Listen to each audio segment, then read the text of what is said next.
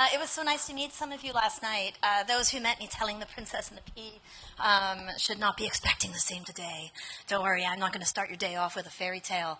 My name is Sarah Jane. I go by SJ, and I told some of you last night that one of the fondest memories of my childhood was my dad reading The Lord of the Rings to me every night before bed. So I decided to tell you a little bit more about that and why it matters to me today and how it might reshape our understanding of security, especially in the modern world, not in the most practical sense, but in the grounding philosophical sense that helps us think about why we do what we do today.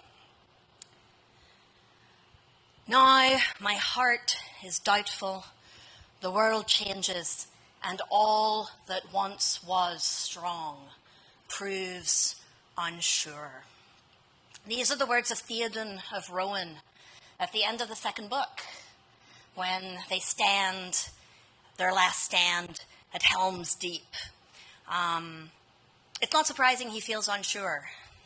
I'd even venture to say quite insecure. Helm's Deep is surrounded by orcs and Uruk-hai. They're vastly outnumbered.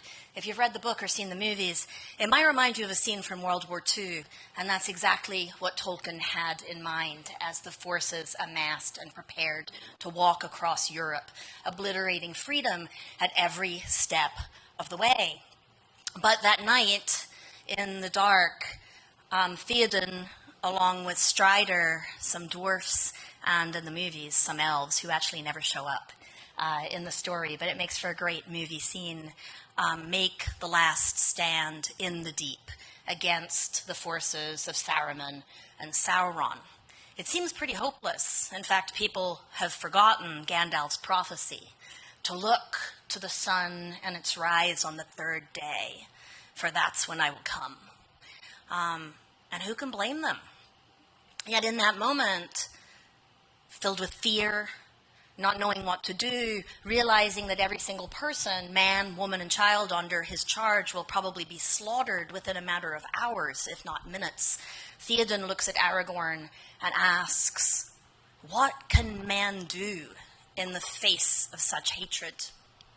Without skipping a beat, Aragorn stands firm and responds, you can ride out with me to meet it. Today, sometimes, for me at least, fear seems to be everywhere. You know, every time we turn on the news, we seem more divided than ever. The world has become increasingly polarized. We have just survived a pandemic. Hope seems to be in short supply, except for those of us who cling on to it as best we can. And, you know, there's a reason for that. As someone who's spent pretty much 3 decades now studying and thinking about how stories shape our culture, I can tell you that insecurity sells. It really does. MIT did a study just around 10 years ago showing that human beings are 6 times more likely to share bad news than good news. Is it that surprising that we feel surrounded in culture all the time by negativity, even if it's not the case? I mean, frequency bias is real. Buy a red car and you'll see one everywhere. Just because I mentioned that today, you might look out and see one right now. It was already there, but it just seems to be more frequent.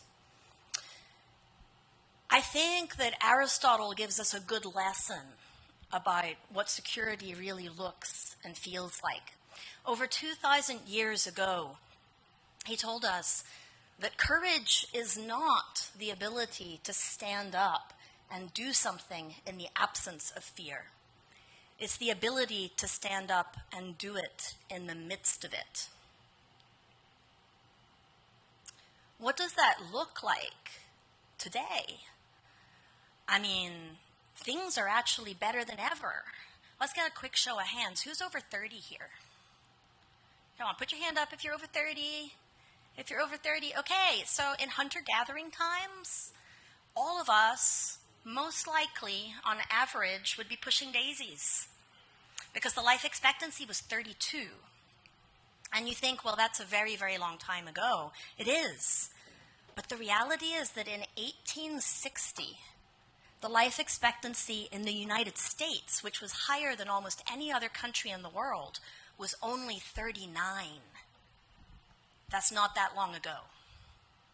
Today, in 2022, it's just a fraction off of 80, and it's climbing every year.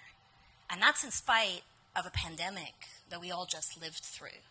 We have reasons to be more hopeful than ever, but are we using that time, the gift of time we've been given, well? I don't know. That's up for you to decide. I mean, if we're not happy with how the world works, we have more distractions than ever. We have the ability to work as much as we want.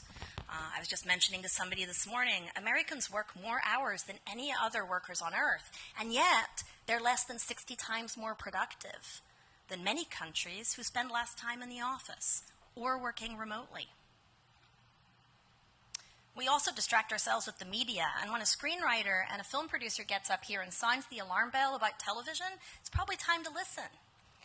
In 2019, before we all started spending time at home, in one single minute across the world, over 700,000 hours of Netflix streaming was consumed in just 1 minute. That was up, that's in 2019, and that was up from 266,000 the year before. It's a considerable leap.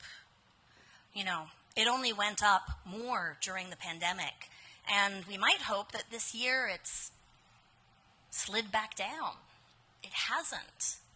In 2022, American adults are expected to consume over 13 and possibly over 13 and a half hours of media per day. Now, I'm going to guess, given the industries we all work in, that we don't have time to do that. And you're right, that's an average. That means for every single one of us who's not consuming media 13 hours a day, there's somebody out there in the world that you're serving who's consuming it more. Oh, that statistic must be due to our youth. It's not.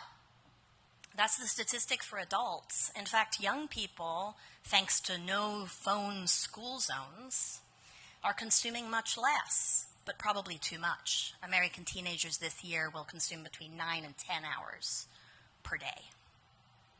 So how do we turn it off? How do we unplug? If the media is increasingly negative, and we're surrounded by it and influenced by it, whether we like it or not, how do we detach from the kind of fear that hijacks our brains and incapacitates us from doing our best work? Well, I guess we can think back to that moment in Helm's Deep, and we can remember Aristotle's wisdom too, an author that that Tolkien cared a great deal about. What can we do in the face of such darkness? We can ride out. We can ride out to meet it together. And as we reflect on our callings today and why we got into the work each one of us does, that ride can take various shapes or form. It can look like deploying capital and solving problems. It can look like reshaping spaces through architecture. It can look like rethinking dominant cultural narratives and shifting the stories we tell and consume. Why should we care? Why should we bother? Well, I think one of our friends, a little hobbit, says it best. Because deep down inside, we all know that there's some good in the world, and it's worth fighting for. I hope you have a great day.